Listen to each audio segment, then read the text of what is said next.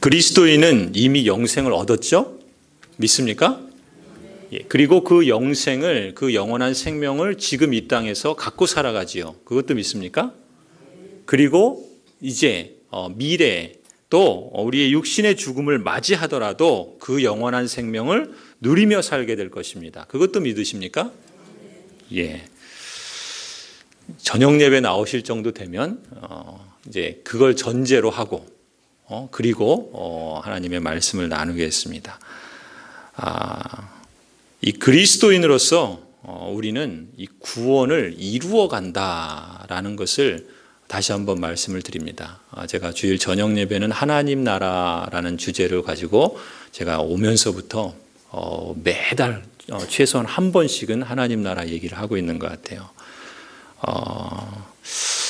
그런 점에서 하나님의 나라는 아까 우리 찬양한 것처럼 이미 임했습니다. 그렇죠? 그리고 우리는 그 하나님 나라에 속한 사람으로 이 땅을 살아가고 있어요. 그리고 하나님의 나라는 또 앞으로 임할 겁니다. 완성될 거예요. 그런 점에서 이미 임한 하나님의 나라에 속한 우리는 완성될 그날까지 그 여정이 우리 앞에 남아 있잖아요. 그 여정을 살아가는 과정에 하나님께서 우리에게 주신 목표가 있습니다. 그걸 뭐라 그러냐면 과정적인 목표라 그래요. 앞으로 살아갈 그 과정에서 이루어야 할 목표가 있다라고 해서 과정적 목표라 그럽니다. 말하자면 이미 우리는 구원을 받았고 또 그 생명을 갖고 이 땅을 살아가고 있고 영원히 그 생명을 누리게 될 터인데 지금 이 땅에서 현재적으로 오늘 임한 그 하나님 나라의 시민으로 하나님 나라가 임할 그날 완성될 때까지 우리는 우리 삶에 과정적인 목표가 있다. 이런 말씀을 드리는 겁니다. 그래서 그것을 또 다른 표현으로는 지향적인 목표라고도 불러요. 그러니까 우리가 지향하는 앞으로 바라보고 향해서 나아가는 지향적 목표가 있다. 그렇게 부릅니다. 그런데 이 과정을요 이렇게 표현할 수 있어요. 내 중심의 안경에서 하나님 중심의 안경으로 바꿔 쓰는 겁니다. 내 이 세상의 안경에서 하나님 나라의 안경으로 또 바꿔 쓰는 거예요. 그리고 또 달리 표현하면 내 죄악된 본성의 안경에서 하나님께서 주신 말씀의 안경으로 바꿔 쓰는 거예요. 그것을 지향적인 목표라 우리가 그리스도인으로서 이 땅을 살아가면서 이루어야 할 그러한 그 과정으로 삼아야 한다는 것입니다. 그래서 한마디로 그리스도인다운 삶, 지난주에 크리스찬이라는 영어 단어를 일부러 말씀드린 것은 그리스도인을 두 가지로 말씀드리기 위해서 그랬어요. 하나는 크리스찬 하면 이미 그리스도인이다, 그리스도인이 되었다 이렇게도 쓰고요. 또 크리스찬 하면 크리스찬 라이프라 그래서 그리스도인다운 삶이 있다. 그래서 그리스도인다운 그런 말을 쓰기 때문에 말씀을 드렸는데 오늘은 제가 그런 걸 말씀드리는 겁니다. 그리스도인이 되었는데 그리스도인다운 삶을 우리가 살아가도록 우리에게 과정적인 목표, 지향적인 목표를 주었다 그랬습니다. 그래서 지난주에 어떤 말씀을 드렸냐면 지난주가 아니군요. 지난주가 위임시켰네요. 벌써 지난주인가요 그게? 이렇게 시간이 빠르네요. 그 전주였네요. 그죠? 2주 전이었습니다. 그래서 그리스도인으로서 되어가는 그 과정에는 세 가지가 있다고 그랬는데 세 가지로 나타난다 그랬어요. 첫 번째는 행동의 변화가 나타난다고 그랬죠. 그리스도인이 되기 전과 그리스도인이 된 후에 우리에게 어떤 행동의 변화가 있죠. 예배를 안 드리던 사람이 예배를 드리기도 하고 또 어떤 행동의 변화가 있지 않습니까? 그 다음에 두 번째는 믿음의 변화가 있어요. 믿음의 변화. 그리고 세 번째는 세계관의 변화라는 게 있다라는 말씀을 드렸어요. 조금 어려운 말을 그때 했었죠. 아마 행동의 변화, 믿음의 변화는 그래도 좀 익숙하실 거예요. 그런데 세계관의 변화가 있다라는 말은 좀 생소할 겁니다. 그래서 오늘은 세계관이 무엇인가라는 것을 좀 함께 배우려고 그래요. 제가 지난 2년 동안 이 표현을 잘 안 썼고 거의 안 썼어요.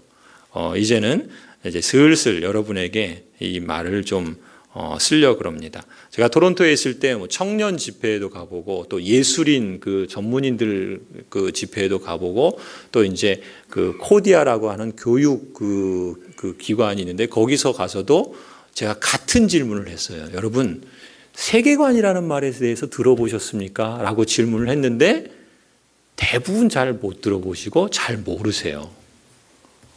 그래서 여러분들이 지금 제가 세계관이라는 말에 대해서 들어보셨습니까? 라고 질문을 했을 때 여러분은 상당한 수준에 지금 도달해 있는 거예요. 제가 그걸 지금 염두에 두고 이제 우리 성도들은 이런 정도의 수준도 능히 감당할 만한 그런 준비가 됐다. 아니 그런 준비를 이루어갈 수 있다라는 그런 생각을 갖고 이제 세계관이라는 단어를 사용하는데 어렵잖아요. 그렇죠?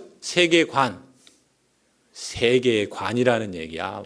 뭐 이렇게 오해하실 수 있는데 세계관이라는 말은 세계 더하기 세상 그리고 더하기 관, 볼관자예요. 볼관자. 그래서 세계관이라는 말을 이제 좀 사용하려고 하는데요.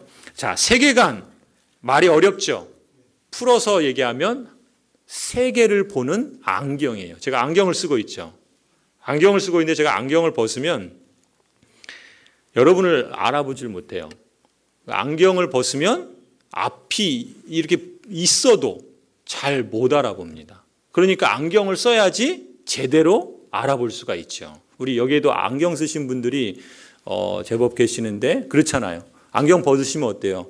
답답하고 잘 안 보이고 뭐 불편하잖아요. 안경을 써야지 제대로 보이는데 이 세계관이라는 것이 세계를 보는 안경인 것 같은 거예요.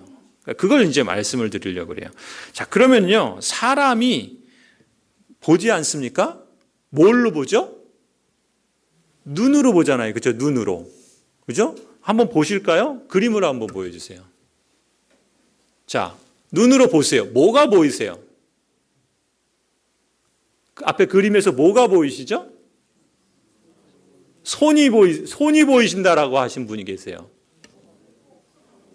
코가 보이는 분이 계시고 또 뭐가 보이세요?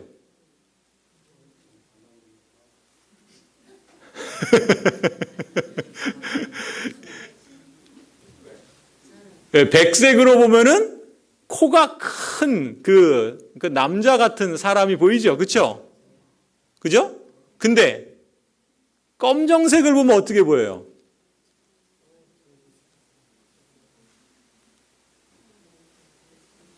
예, 어떤 사람이 뭘 주세요? 그 안상은영 권사님 하시는 거죠. 뭘 주세요 하는 그런 그림이 보이세요?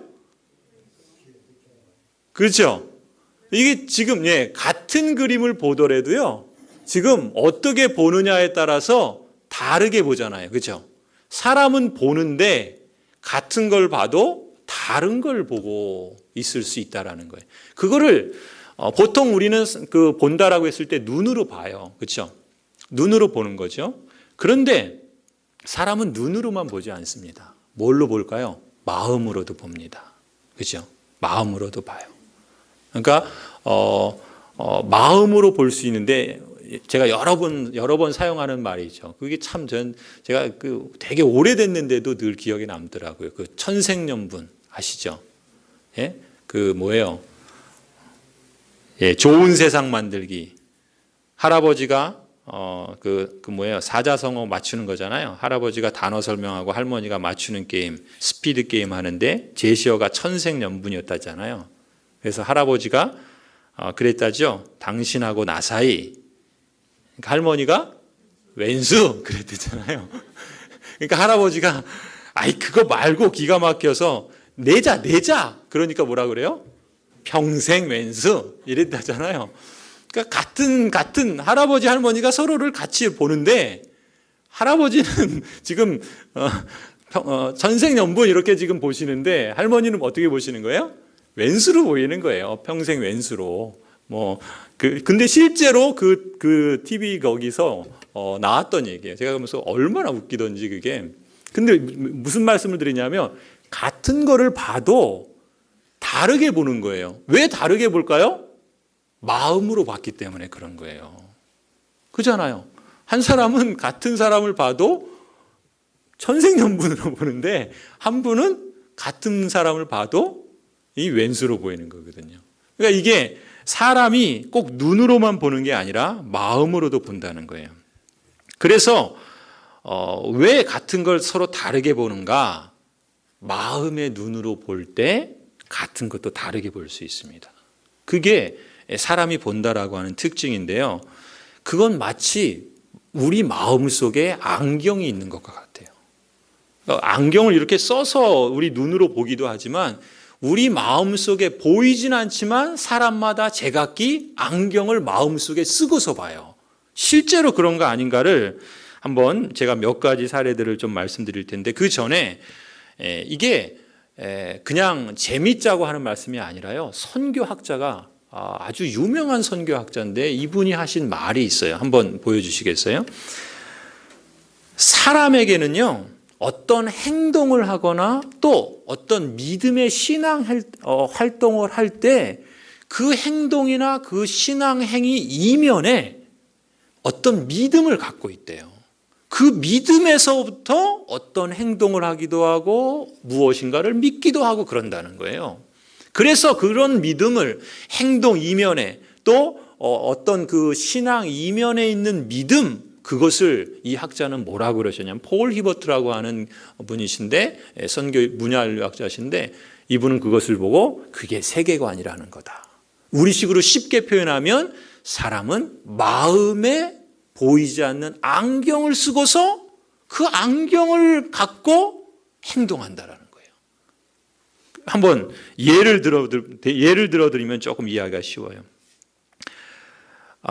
그 전에 사람만 그런 게 아니라요. 사람만 그런 게 아니라 이 집단도 그런답니다. 집단. 그러니까 이 집단이라고 하면 뭐 민족, 우리 한민족, 또 뭐 이렇게 뭐 백인, 뭐 흑인, 또 뭐 여러 나라의 그런 사람들이 있잖아요. 이런 집단도 그 사람들이 행동하는 어떤 그 이면에 그들이 공통적으로 갖고 있는 믿음이라는 게 있대요. 마음의 안경을 쓰고 있다는 거예요. 집단만 그런 게 아니라 문화도 그렇답니다. 문화. 우리 문화에도 그런 영향들이 많이 나타나는데 예를 들어서요. 이거는 제가 이제 어떤 분에게 들은 건데 LA에 이제 그 한인들이 많이 계시잖아요. 이 LA에 한인분이 그 교수로 강의를 하시게 됐대요. 그래서 그 LA 한인들을 강의하는데 주로 그 한인들이 그 LA에서 미국에서 태어나거나 자란 그런 2세들 뭐 이런 1.5세대 이런 사람들에게 강의를 하는 그런 분이셨나 봐요. 근데 이제 이분이 유학을 마치고 박사학위를 하고 이제 교수를 시작하시는데 강의를 하시면서 그분도 안경을 쓰셨나 봐요. 강의를 하시면서 자꾸 이제 손으로 이렇게 이제 안경이 자꾸 내려가니까 이렇게 이제 자꾸 이렇게 올리셨대요. 이렇게 내려가니까 올릴 수 있잖아요. 이렇게 그죠? 근데 이렇게 처음에는 괜찮던데 자꾸 이렇게 올릴 때마다 사람들이 막 술렁술렁 하는 거예요. 거기 앉아있던 그 학생들이. 왜 그럴까요? 좀 그냥 처음엔 그런가 했는데 자꾸 이제 이 안경을 올릴 때마다 이상한 거예요. 왜 그랬을까? 제가 차마 이 설명을 못 드리겠는데 그 LA에 있는 그 미국의 그 문화에는 아주 하지 말아야 할 손짓이 있는데 그 손짓이 이런 거였어요. 이렇게 막. 그러니까 뭐 그 교수님이 전혀 그런 거 생각 안 하고 자꾸 이렇게 하니까 막 학생들이 막 술렁술렁거린 거예요. 이게 왜 그래요? 그 사람들에게는 그분은 그런 문화가 아닌데 그걸 보는 학생들의 마음에는 이런 행동은 아주 못된 행동이다라고 하는 마음의 안경이 있었던 거예요. 조금 약간 좀 여러분 우리 한번 질문을 해볼게요. 우리 여기서 제가 만약에 코를 하면서 죄송합니다. 코를 푸는 거랑 제가 기침을 재채기를 여러분 향해서 치하면서 재채기를 하는 거랑 어느 게 더 무례하다고 생각하십니까? 둘 다 무례한 건데 어느 게 더 무례하다고 생각하세요? 예? 기침. 자, 기침이라고 생각하시는 분 한번 손 들어보세요. 예. 뭐라 그랬죠? 코 푸는 게 더 무례하다고 생각하시는 분. 어느 게 더 많아요? 코 푸는 게 더 많다고 생각하시죠? 그렇죠? 여러분 왜 그렇게 그 손을 드셨어요? 그렇죠. 우리 문화에서는 이 사람들이 있는 데서 코를 푼다는 것은 그것도 공개적으로 이렇게 한다는 건 아주 무례하다라고 하는 마음의 안경이 있어요. 그런데 다른 문화에 가면 뭐 미국이나 캐나다를 가서 이렇게 사람인 데서 코를, 심지어 제가 이제 그 신학교 그 강의실에서 수업을 듣는데 코를 이렇게 푸는데 교수님이 전혀 개의치를 않아요. 저는 처음엔 놀랐어요. 뭐 저런 학생이 다 있나? 그런 거예요. 그런데 거기서는 재채기를 하면 어떻게 재채기를 합니까? 재채기를 우리 장로님 이 옷으로 막아서 이렇게 하든지, 아니면 그분들한테는 특별한 은사가 있어요. 재채기를 삼켜요. 저는 놀랐어요. 우리 재채기 나오면 이거 삼키기 어렵잖아요. 근데 재채기를 어떻게 그냥 쑥 삼켜버리는데 대단한 은사인 거예요. 근데 왜 그렇게 하는가? 이 문화에는 마음의 안경이 있는데 재채기는 아주 무례한 거다라고 하는 그런 마음의 안경이 있어요. 우리는 재채기 해도 그냥 별 대수롭지 않게 여기잖아요. 이게 문화가 다른데 그 문화에는 나름대로의 안경이 있는 거예요. 마음의 안경이. 근데 우리는 그걸 전혀 못 느끼는데 언제 아냐면 다른 문화에 가보면 그게 이상하구나라는 것을 느껴요. 심지어 제가 수업을 듣는데 어떤 학생도 있냐면, 수업을 듣는데요, 책상이 있으면 거기다 이렇게 발 올려놓고 그렇게 수업을 듣는다든지, 수업 듣는데 막 음식을 막 먹어요. 과자를 먹는다든지 이렇게 음식을 그럼 어떤 마음이 드세요? 우리 같으면 당장 쫓겨나든지 아니면 호되게 혼나든지 그러잖아요. 아주 무례하다고. 어디 선생님이 강의를 하시는데 거기에 그렇게 발을 올리고 음식을 먹느냐. 근데 제가 경험한 문화에서는 전혀 개의치를 않아요.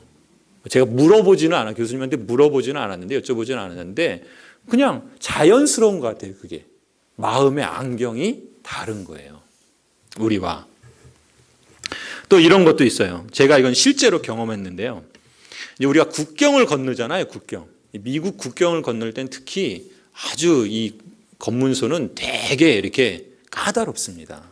까다로워요. 특히 국경을 건널 때 우리는 보통 사람들하고 말할 때 어떻게 해요? 뚫어지게 쳐다보면 어떻게 생각해요?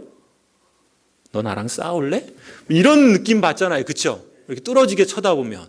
근데 미국 사람들은 특히 국경에서 이렇게 쳐다보지 않고, 우리는 보통 이렇게 이렇게 안 쳐다보면서 얘기를 한다든지 이렇게 눈을 돌리면서 얘기하는 게 조금 예의잖아요. 그렇죠? 근데 만약에 그렇게 되면 어떻게 돼요? 거기선 의심해요. 아, 이 사람이 뭔가 잘못한 게 있구나. 뭔가 이렇게 속이려고 하는 게 있구나. 왜 그럴까요? 그게 마음의 안경이 달라서 그래요. 그러니까 보는데, 똑같은 걸 보는데 마음의 안경이 다르니까 전혀 다르게 해석을 하고 전혀 다르게 행동한다라는 것이죠. 자, 그럼 우리가 조금 더 실제적인 얘기를 해볼까요? 이거는 우리가 한번 여러분 이해는 필요할 것 같아요. 자, 우리 예배 보러 간다라는 말 쓰죠. 예배 보러 간다. 보통 쓰잖아요. 예배 보러 간다. 그런데 이런 전통 종교를 연구하는 학자들 중에는요, 이 예배 보러 간다라는 말이 어디에서 나왔는가, 그걸 좀 이렇게 분석해 본 분이 계셨는데, 제가 이제 그 밴쿠버에서 공부하면서 우리나라의 전통 종교에 대해서 좀 공부를 좀 했어요. 샤머니즘, 유교, 불교. 우리나라는 이 세 가지 종교가 아주 뿌리 깊게 있거든요. 제일 많은 것이 샤머니즘. 샤머니즘은 무속신앙. 우리도 이렇게 동이 가다 보면은 거기 점집 있잖아요. 이렇게 많이 이렇게 있는데, 그러니까 그게 이제 무속신앙이에요.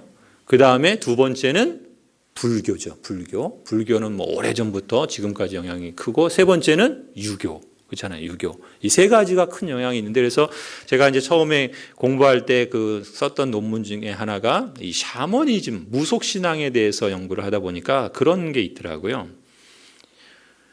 우리가 예배를 보러 간다라는 말을 쓰는데 이 예배를 보러 우리는 보통 어떻게 쓰는 게 맞는 겁니까? 예배를 드린다. 그렇죠? 그렇게 하시잖아요. 예배를 드린다. 근데 예배를 보러 간다는 말도 은연중에 써요.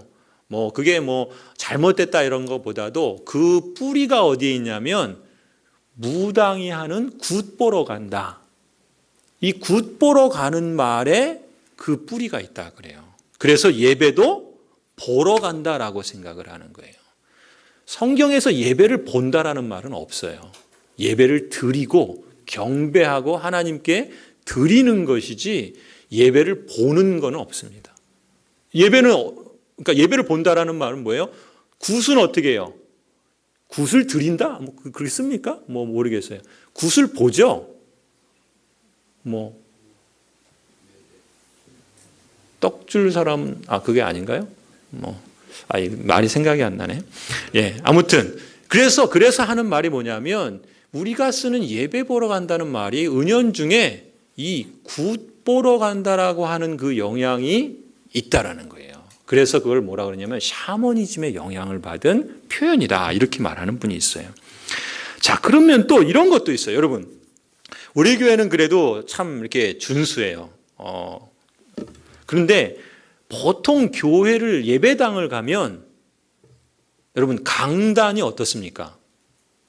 그렇죠. 상당히 높고 이렇게 막 그 다음에 어떻게 해요? 강단은 어떻게 해요? 아주 잘 꾸미죠. 그렇죠.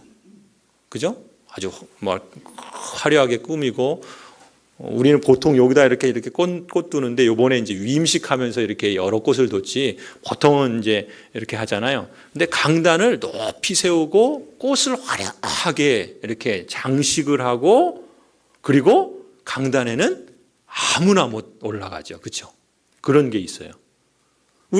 여러분 그거에 대해서 별로 그렇게 문제의식을 안 느낀 분들도 계실 거예요. 뭐 그거 당연한 거 아니야? 늘 그래 왔는데 사실 그걸 또 학자들은 이렇게 보기도 해요.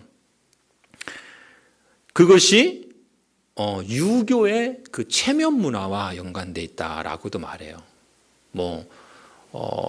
지금 이 마음의 안경에 따라서 이렇게 보는 게 다르다라는 걸 제가 말씀드리려고 하는데, 그럼 어떻게 관련돼 있냐? 여러분 옛날에 진짜 이런 말 있죠. 이렇게 표현해서 죄송합니다. 찢어지게 가난한 집도 제사상은 상다리가 부서지도록 차려야 된다라는 게 있죠. 그렇죠? 왜 그래요? 그게 유교 문화이기 때문에. 그렇잖아요. 제사상은 아무리 가난해도 제사상은 잘 차려야 된다는 거예요. 그런 것처럼 마치 그러니까 이게 정확하게 맞는 건 아니에요. 그러니까 그런 영향이 있을 수 있다라는 거예요. 유교의 체면 문화 때문에 우리가 강단을 마치 그렇게 화려하고 높고 멋지게 꾸며야지 그게 우리 문화에 맞다. 이렇게 그렇게 볼 수도 있고요. 또 이거는 실제로 그런데 우리 이제 개화기 때 우리 구한말이라고 그래야 되나요? 개화기 때 미국에서 이제 한국에 선교사를 보내는데 한국에 대해서 이제 예비 지식 강습을 미리 받는다 그래요. 그러면서 그 교육하는데 한국에는 이 유교의 서열 의식 그렇잖아요. 이 상석이 있고 또 그 높은 사람이 있고 그렇죠. 그잖아요. 우리도 그런 거 있지 않습니까? 어떤 자리는 상석 그잖아요. 그런 문화가 있죠. 그런데 이제 그거를 가르치는데 선교사님이 그 알 리가 있어요. 어디가 상석인지. 방이 이렇게 네모나게 있으면 여러분 대번에 알지 않아요? 상석이 어딘지? 보통 방에 가면 어디가 상석인가요? 예? 대각선. 구체적으로 아시는데 장로님. 예, 보통 우리는 흔히 뭐라 그래요? 아랫목이 상석이라 그래요. 그렇죠? 옛날에 우리 그 구들 문화에서는 아랫목이 상석이라 그러죠. 그런데 이 선교사님이 오셔서 아랫목이 어딘지 그걸 어떻게 알아요? 그래서 어떻게 교육을 했느냐? 방에 딱 들어갔을 때 관모 이렇게 뭐라 그러죠? 이거? 갓 이게 걸려 있는 그 자리 밑은 상석이다. 이렇게 가르치는 거예요. 왜요? 유교 문화에서는 상석에 앉는 분이 그 바로 자리 위에 이 그 갓을 이제 놓고 그러기 때문에 관을 놓고 그러기 때문에 그렇게 교육을 했다 그래요. 아무튼 이러한 것도 사실은 그 유교의 그런 영향이라고 볼 수 있는데 이건 우리나라는 아닌데 선교 현장에서 있을 수 있는 그러한 이야기라 그래요. 여러분 우리 그 오른손 주로 많이 쓰시죠, 그렇죠? 예. 그런데 왼손으로 혹시 식사하시는 분 계세요? 왼손? 그러니까 이 중동의 지역에 사는 사람들하고는요, 이 오른손으로 이렇게 보통 오른손으로 악수하잖아요, 그렇죠? 오른손으로 악수를 해야 되는데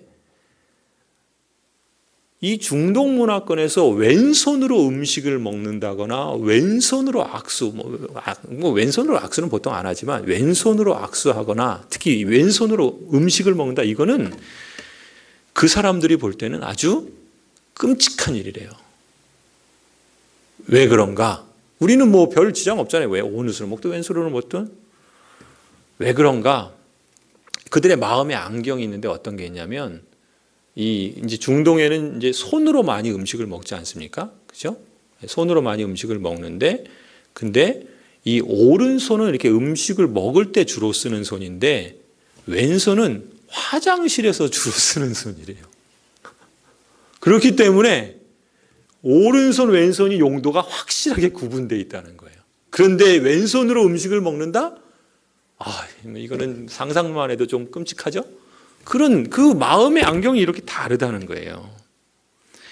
이런 공통적인 얘기를 왜 말씀드리냐면 사람들은요, 우리는 같은 문화권 안에 있으면 별로 의식을 못하지만 조금만 다른 문화권에 들어가면 사람마다 저마다 안경을, 특히 마음의 안경을 끼고 살아간다는 걸 쉽게 발견할 수 있어요.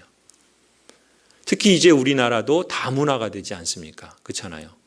그렇기 때문에 그 문화의 사람들이 어떤 마음의 안경을 쓰고 있는지 이해를 못하면 상당히 오해할 수 있어요. 그렇지 않겠어요?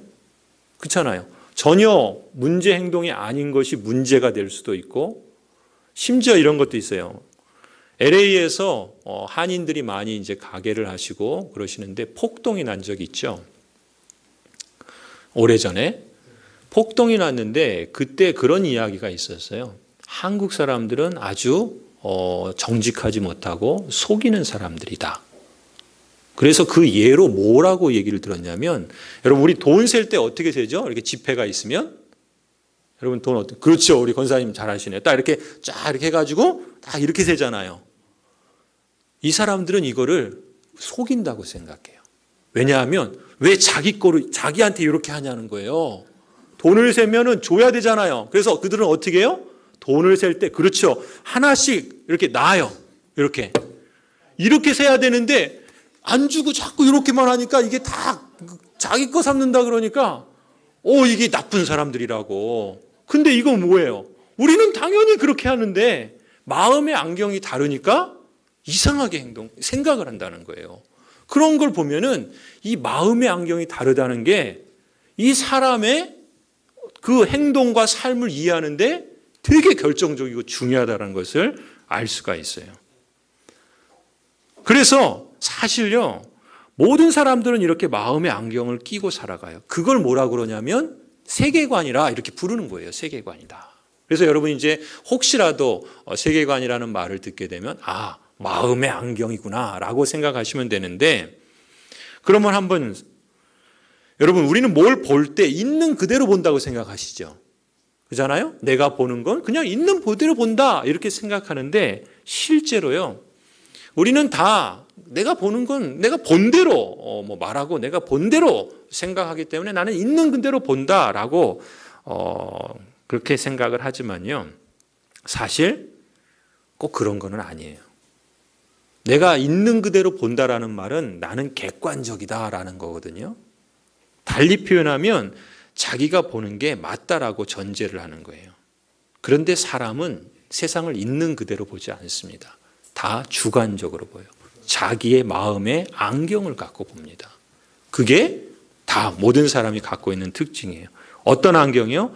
사람이 체험한 거에 따라서, 사람이 알고 있는 지식에 따라서, 사람이 태어난 문화와 그 인종에 따라서 다 나름대로 안경을 갖고 보기 때문에 사실은 객관적이다. 객관적인 건 뭐예요? 누구에게나 다 그렇게 인정되는 것이다. 그렇지 않습니다. 아주 주관적이고 사람마다 나름대로 자기 안경을 통해서 보고 판단합니다. 그런데 나는 객관적으로 본다. 내가 보는 게 나는 있는 그대로 본다라고 생각하는데 다른 사람이 내가 본 것에 동의하지 않거나 다른 생각을 갖고 있으면 어떻게 생각해요? 보통 그 사람이 틀렸다 이렇게 생각을 하죠. 인도 우화에 이런 얘기 들어보셨을 것 같아요. 시각장애인이 코끼리를 구경을 갔는데요. 그러니까 장애가 있으니까 코끼리를 볼 수가 없잖아요. 그래서 코끼리를 이제 만져보면서 이게 코끼리다라고 말을 하는 거예요. 그래서 여러 시각장애인들이 코끼리를 보고서 자기가 본 코끼리를 설명하다가 말다툼이 났대요. 왜 그랬는가? 한 사람은 코끼리는 밧줄 같다 그렇게 말을 하는 거예요. 왜 그랬을까요? 코끼리의 꼬리를 만져봤기 때문에 그래요. 그러니까 자기는 코끼리의 꼬리를 만져봤으니까 코끼리는 밧줄 같다 이렇게 말하는 게 맞잖아요. 그렇죠? 그런데 옆에 있던 다른 사람은 아니야. 코끼리는 기둥 같아. 그렇게 말한 거예요. 왜 그랬을까요? 그렇죠. 코끼리의 다리를 만져봤기 때문에 그렇게 말한 거예요. 그랬더니 또 옆에 있는 사람 뭔 소리야? 코끼리는 무 같아. 그런 거예요. 코끼리의 상아를 만져본 거예요. 그러더니 또 옆에 있는 사람 무슨 소리야? 코끼리는 키 같아. 우리 키 있죠. 이렇게 하면 잘 모르시나요? 오줌 싸면 제가 설교 때 이런 표현하면 안 되는데 우리 아이들은 이렇게 어렸을 때 오줌 싸면 어떻게 해요? 키 뒤집어 씌우고 옆집에 뭐 들어가요? 소금 들어가죠. 더 이상 말씀 안 드릴래요. 그 키 같다 그런 거예요. 왜 키 같다 그랬을까요? 그렇죠. 코끼리의 귀를 만져본 거예요. 그러니까 근데 그렇게 말한 사람들이 틀렸습니까? 맞죠. 자기가 만져본 대로 사실 그대로 말한 거예요. 마치 그렇다는 거예요. 사람은 다 자기 안경을 가지고 보고 또 그것에 따라서 판단을 한다는 거죠.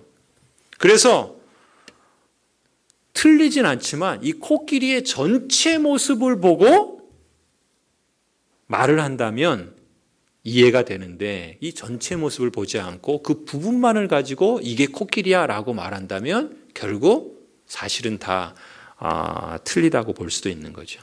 그래서 우리 말에 이런 말 있죠. 색안경 끼고 본다. 그렇죠. 색안경 끼고 본다. 무슨 얘기예요?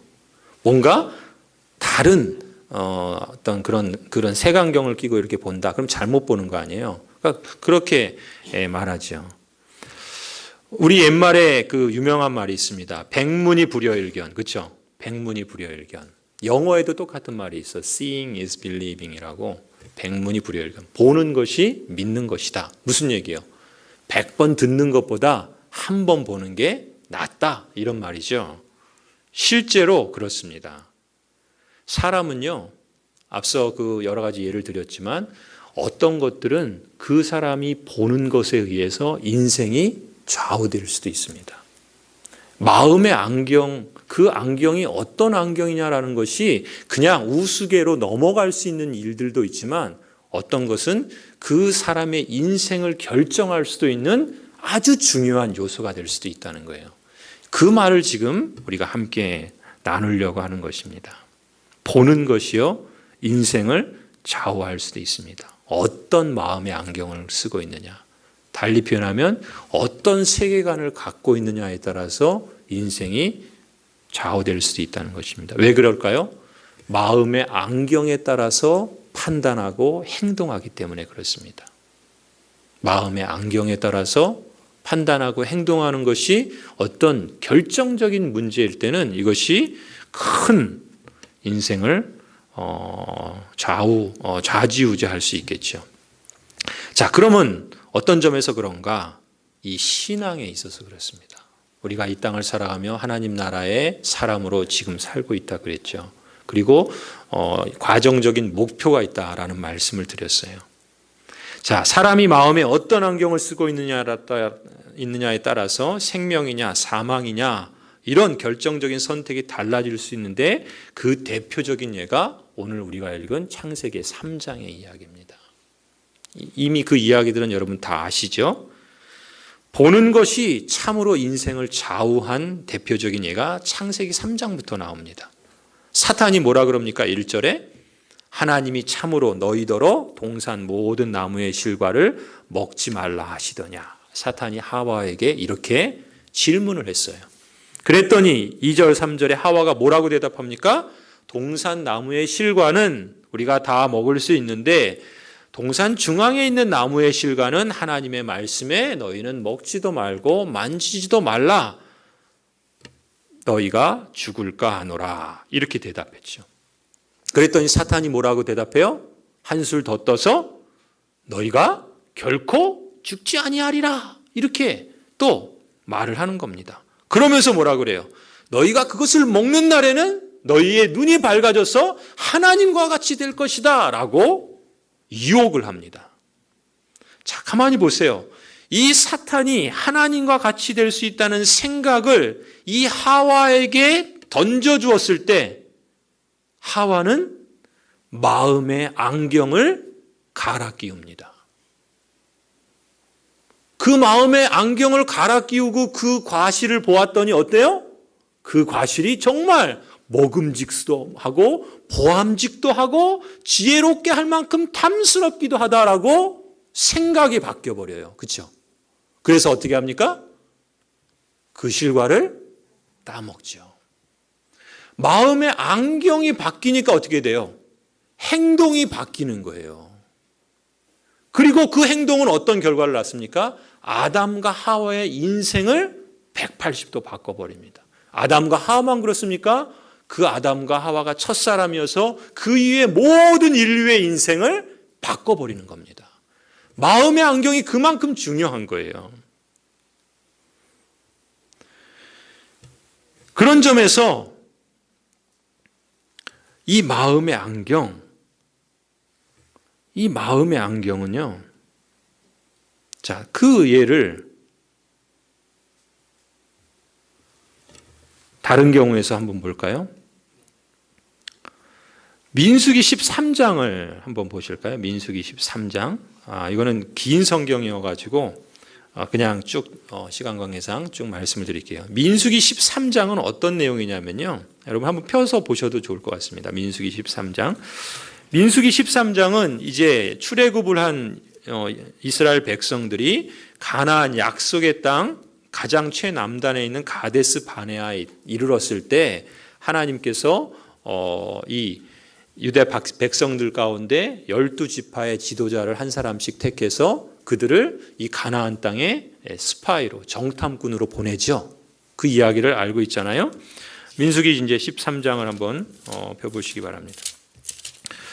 그러면은 이때 이제 가나안 땅에 정탐꾼을 보내는데 그 정탐꾼들이 이제 그 땅을 정탐하고 돌아오죠. 그래서 뭐라고 보고를 합니까?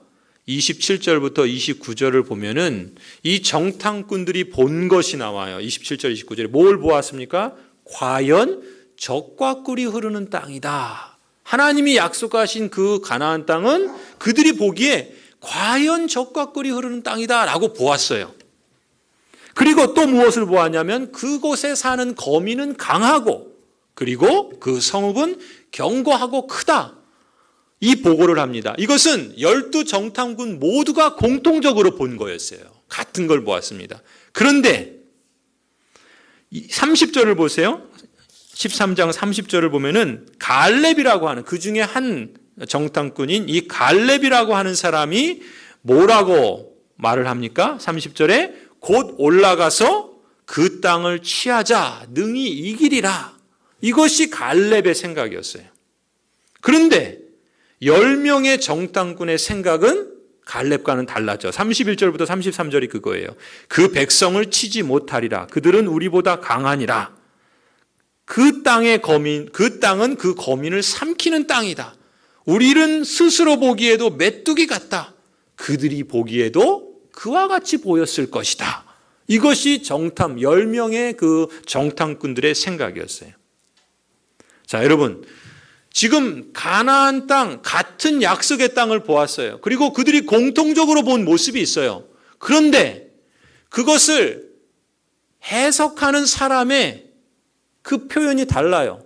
30절에 갈렙은 뭐라 그래요? 그 땅을 보고 우리가 올라가서 치면 우리가 승리할 거다라고 말하는 사람이 있는가 반면에 다른 10명의 정탐꾼은 그 땅은 거민을 삼키는 땅이요, 우리는 그들 보기에 메뚜기 같고 그들이 보기에도 그럴 것이다, 이렇게 말을 해요. 자, 아까 우리 그림을 보면서 같은 그림을 봐도 다르게 본다 그랬죠. 왜요? 무엇 때문에요? 마음의 안경이 다르기 때문에. 그런 거예요. 마음의 안경이 다르기 때문에 다른 걸 봅니다. 자, 이런 보고를, 이들이 누구예요? 정탐꾼들은 각 지파의 지도자들입니다. 지도자들의 말이 얼마나 중요한가라는 걸 알 수가 있어요. 그 12명의 정탐꾼 가운데 10명은 다 같은 걸 다 봤는데 10명은 우리는 죽었다 이거고, 2명은 우리는 승리할 수 있다 이거였어요. 자, 그러면은 이제 그 보고를 들은 이스라엘 백성들은 어떻게 생각했을까요? 그게 14장 1절부터 4절입니다. 거기를 보시면요, 거기 뭐라고 나오냐면 온 백성이 뭐라 그래요? 소리를 높여 부르짖으며 어떻게 했어요? 밤새도록 통곡합니다. 밤새도록 통곡해요. 왜 통곡했을까요? 우리는 죽었구나라는 말이 크게 들렸기 때문에 그래요. 그리고 또 어떻게 합니까? 모세와 아론을 원망합니다. 왜 우리를 여기로 인도해서 우리를 죽게 하느냐? 어찌하여 여호와가 우리를 칼에 망하게 하느냐? 하나님까지 원망합니다. 이스라엘 백성들의 그 생각이에요. 왜 이런 생각을, 이런 말을 했을까요? 그들의 마음의 안경이 누구의 그 말에 기울어졌기 때문에요? 10명의 정탐꾼들의 말에 기울어졌기 때문에. 자, 이들은 각각 어떤 안경을 쓰고 보는가, 그것을 우리가 주목하자는 거예요. 왜 같은 상황인데, 왜 같은 가나안 땅인데 다르게 생각하고 다르게 말하느냐인 거예요.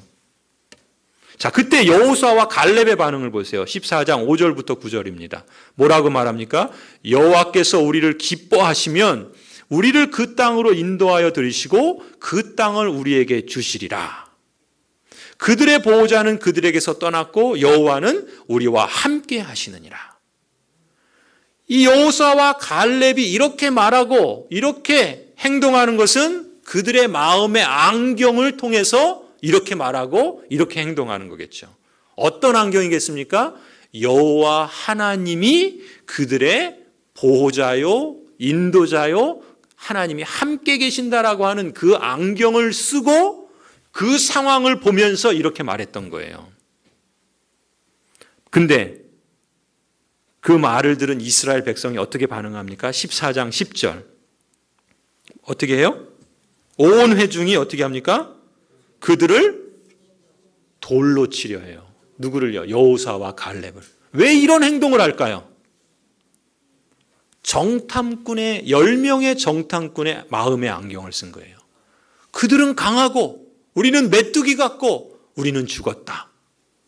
그러니 불신의 안경, 하나님을 신뢰하지 못하는 안경, 그리고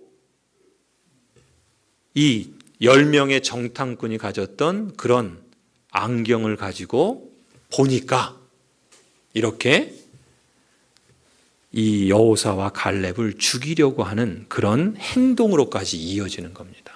마음의 안경에 어떤 걸 쓰느냐에 따라서 그 삶이 이렇게까지 달라질 수 있는 거예요. 자, 그러면 최종적인 평가는 누가 하십니까? 하나님이 하세요. 하나님이. 14장 11절을 한번 우리 같이 한번 읽어볼까요? 14장 11절 같이 읽습니다. 시작. 여호와께서 모세에게 이르시되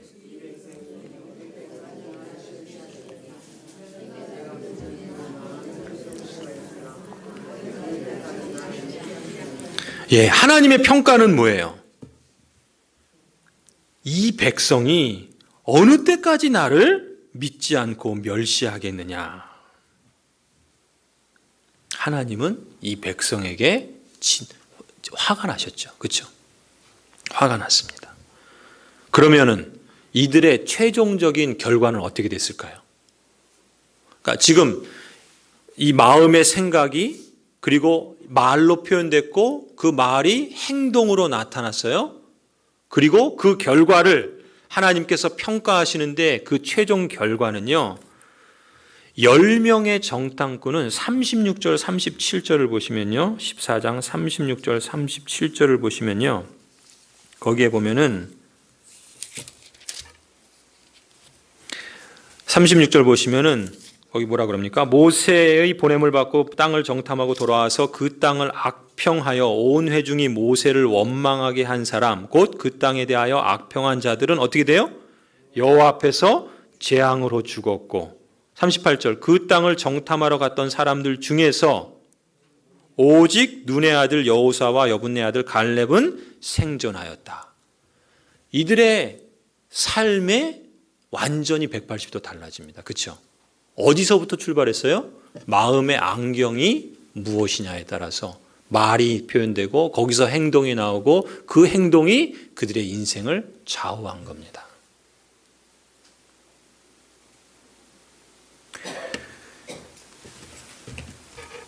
그리스도인은요, 이미 마음속에 하나님 나라의 안경을 선물로 받은 사람입니다. 하나님 나라의 안경을 이미 선물로 받았어요. 그 안경을 통해 우리는 영생을 얻었다는 걸 믿습니다. 믿습니까? 우리가 영생을 갖고 있다는 걸 여러분 어떻게 압니까? 믿지 않는 사람들이 보면은 우리를 보면 이상하게 생각할 거예요. 보이지도 않는 걸 어떻게 믿을 수 있냐고. 그렇죠? 그렇죠. 마음으로 보는데 그건 뭐예요? 마음에 그 볼 수 있는 그 안경을 주신 거예요. 그런데 그렇지 않은 사람에게는 그걸 볼 수 있는 안경이 없어요. 그러니까 이해가 안 되는 거예요. 그런 점에서 우리는 그 마음의 안경을 통해서 내게 영생을 주셨다라는 것을 아는 거죠. 그리고 영생을 주셨을 뿐만 아니라 그 영생을, 그 영원한 생명을 지금도 갖고 살고 있다라는 것을 우리는 보는 거예요. 마음의 안경을 통해서. 그리고 그뿐만이 아니라 그 마음의 안경을 통해서 우리는 영원토록 살게 될 것이요. 죽음 이후에도 우리의 육신이 다시금 부활하게 되고 영원토록 살게 될 것을 믿는 거예요. 뭘 통해서요? 마음의 안경을 통해서. 그 마음의 안경을 하나님께서 우리에게 이미 주셨기 때문에 그 믿음이 있고 그걸 고백하고 또 그것을 믿으며 살아가는 것입니다. 마음의 안경이 그렇게 중요합니다. 여러분, 마음의 안경이 없으면 어떤 사람처럼 됩니까? 니고데모 같아요. 요한복음에 보면 니고데모가 있죠. 한밤중에 예수님에게 찾아왔어요. 부끄러웠던 것 같아요. 나름대로 사회적인 지위도 있고 학식도 있는 괜찮은 사람이라고 평가를 받는데 예수님을 찾아간다는 게 그 사람의 입장에서는 체면이 깎이는 일이었던 것 같아요. 그래서 한밤중에 몰래 예수님에게 찾아갑니다. 그리고 예수님에게 질문하면서 대화를 하는데요. 이 니고데모의 얘기를 예수님과의 대화를 가만히 보면 이게 참 말이 안 되는 대화를 해요. 동문서답을 해요. 질문과 답이 엉뚱한 얘기를 합니다. 왜요? 니고데모는요, 안경이 필요한 사람이었어요. 안경이 없으니까 도대체가 말이 안 돼요. 예수님과 나누는 대화는 그저 답답하기 그지없습니다. 지식인 소리를 들었을 법한 이 니고데모인데 이 니고데모는요, 그 다음에 나오는 사마리아 여인보다 말귀를 더 못 알아듣습니다. 세상에 지혜를 갖고 있다고 존경받는 사람이라고 하는 니고데모가 이 사마리아 여인보다 예수님의 말귀를 못 알아들어요. 동문서답으로 헛돌다 끝난 것처럼 보입니다. 왜 그런가? 니고데모는요, 하나님 나라를 볼 수 있는 안경을 갖고 있지 않았기 때문에 그래요. 대표적으로 뭐가 있습니까? 예수님께서 거듭나야 한다라니까 니고데모가 뭐라 그래요? 어찌 사람이 어머니 뱃속에 들어갔다 나올 수 있겠습니까? 이런 엉뚱한 소리나 하고 있어요. 왜 그럽니까? 거듭나지 못했기 때문에, 거듭난다는 것이 무엇인지 모르기 때문에, 니고데모의 마음의 안경에 그런 것이 없기 때문에 엉뚱한 소리를 하고 있는 겁니다. 그래서 예수님께서 성령으로 거듭나야 한다라고 했던 거예요. 니고데모에 필요했던 건 마음의 안경입니다. 특히 복음의 안경이죠. 성령으로 거듭나서 하나님 나라의 안경을 쓰고 영적인 안목으로 볼 수 있어야 되는 거예요.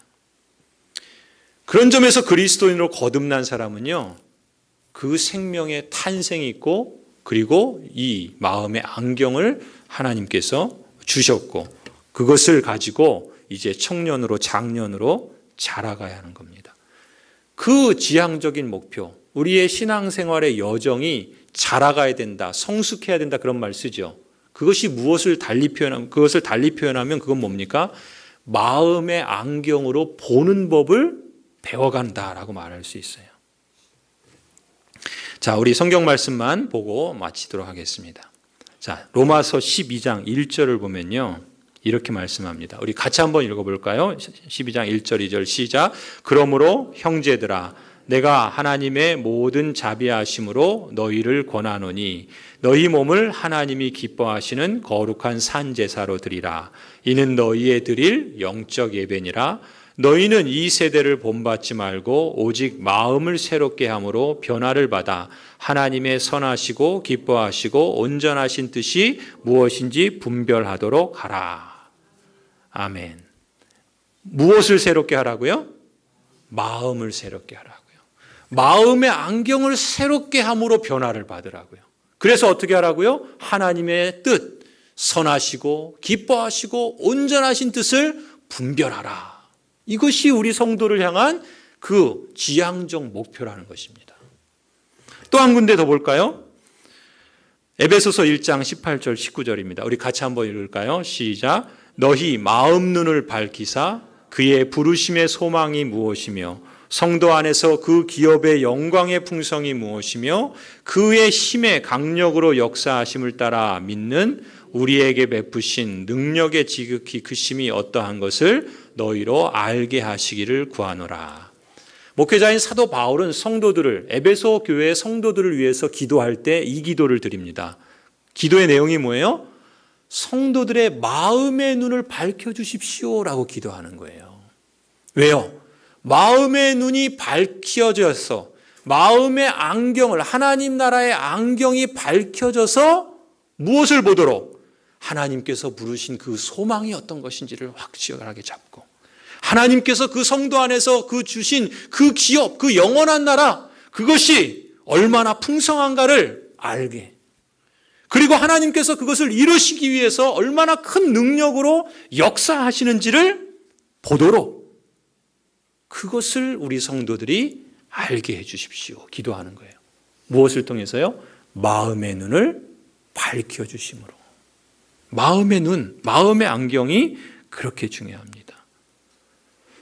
하나님께서 저와 여러분의 마음의 눈을 밝혀주시기를 기원합니다.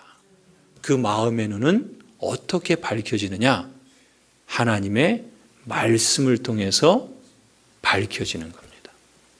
그래서 우리가 그리스도인이 갖고 있는 그 마음의 안경을 우리는 성경을 통해서 그 마음의 안경이 자라가야 된다라고 해서 그걸 뭐라고 부르냐면 성경적인 세계관, 이렇게 불러요. 그러니까 우리가 그리스도인으로서 이미 하나님 나라의 안경을 주셨는데 그 하나님 나라의 안경이 이 성경을 통해서 더욱더 밝혀져야 된다는 거예요. 밝아져야 된다는 거예요. 그래서 그 과정을 통해서 하나님이 우리의 마음에 그 안경을 이 성경적인 세계관으로 변화시켜 주시고 자라가게 하심으로 우리에게 주신 그 부르심의 소망, 그 기업의 영광의 풍성, 더 나아가 그것을 이루시는 하나님의 역사하심의 강력함, 그 하나님의 능력의 지극히 크심을 우리로 알고 그것을 실감하고 그리고 그리스도 예수의 날까지 이르도록 하나님께서 이 복을 성도에게 주십시오라고 기도하는 것입니다. 성령 하나님께서 말씀을 통해서 저와 여러분에게, 우리 성도들에게 이 마음의 안경을 밝혀주시기를 간절히 축원합니다. 기도하시겠습니다.